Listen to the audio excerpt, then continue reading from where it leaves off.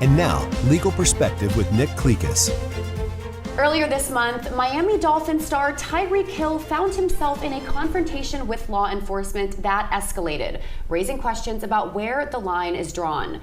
To help us unpack this, we're joined by Clekis Law Firm attorney Ali Menegakis. Ali, great to have you back with us. Can you walk us through the key moments that stood out in this video, this viral video, from a legal perspective? I think the big takeaway from this interaction between law enforcement and Mr. Hill is that things escalated beyond what they needed to escalate, frankly, from both parties. And in this situation, you're going to see Tyreek Hill being pulled over for a minor traffic infraction. I believe they thought he was speeding at that time. He was later cited for careless driving, essentially speeding and not having a seat belt, which I think in the end comes out to a maximum fine of about $300-ish total. So it's a common traffic stop, right? And at that stop, you know, as someone who's a civilian being pulled over by law enforcement, we do have certain requirements. We have to provide our license, our registration, correct? And law enforcement for a minor traffic infraction usually runs that information. Now, in this situation, I think we have a battle of egos from the beginning. I think you can see that there. And Mr. Hill is frustrated that the officer is knocking on his window of his nice car, and the officer is frustrated that he's not answering his question for not wearing his seatbelt. And we have this back and forth between the officer and Hill. The problem is that the officer has a duty to not escalate the situation, right? As a civilian, should we be polite and cooperative with law enforcement? Of course. Should we be respectful? Yeah, it helps. We don't want to get more tickets, right? But is it a law to be respectful to law enforcement? It's not. Yeah. And so I think the takeaway here is that when you are a law enforcement officer and you are given a great deal of power. In fact, you are one of the only professions in our country that your job can be to use force on a person against their will. That comes with a lot of responsibility, and you have to be professional in every situation. So how does the law view the police conduct that we saw in this video? I mean, do we think the cops are going to get in trouble? Are they able to get in trouble because of this? Would it be because the video went viral, not because of the interaction itself? Anytime that law enforcement uses force against a civilian, it has to be two things.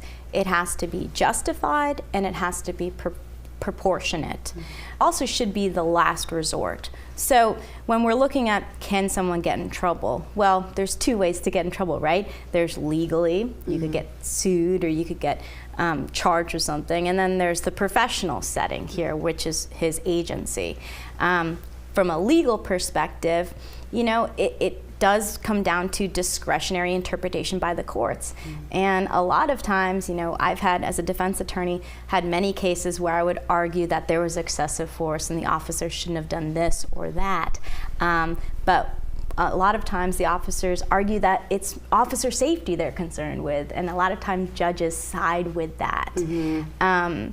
But I think that this case, this situation, Mr. Hill was being disrespectful. He wasn't immediately being cooperative, as the agency said, but I don't think that justifies being handled in that way, pulled out of your car and thrown onto the ground.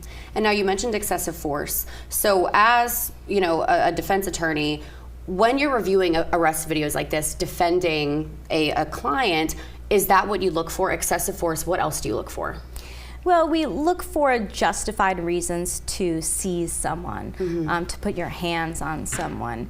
You look for the reason someone is pulled over by law enforcement, the reason someone is pulled out of their car. Do you think it was justified from what we see on the video? I think that it was more a battle of egos. I think that this officer, both of the officers in that video, escalated more than to happen. And the reason I think this is important to talk about, you know, this might not seem like a big situation. No one was critically injured, thank God. No one was killed, thank God. But this is a situation that happens every day across our country. And I feel like the public looks first at Mr. Hill and says, you know, this wouldn't have happened if you were respectful. This wouldn't happen if you were yes sir, no sir, right? And maybe that's true.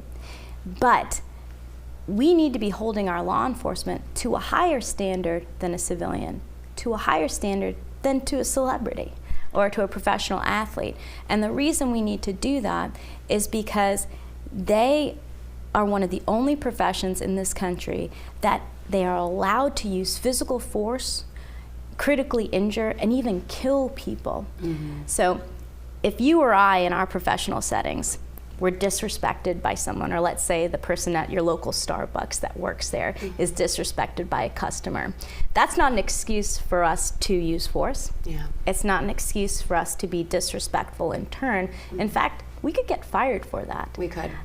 So I think we use different standards when it comes to law enforcement sometimes. Yes, and it will be very interesting to see how this case plays out. Of course, Clekis Law Firm, 843-900000000, and we look forward to having you back on the show next week. Allie, thank you so much for joining us. Thank you.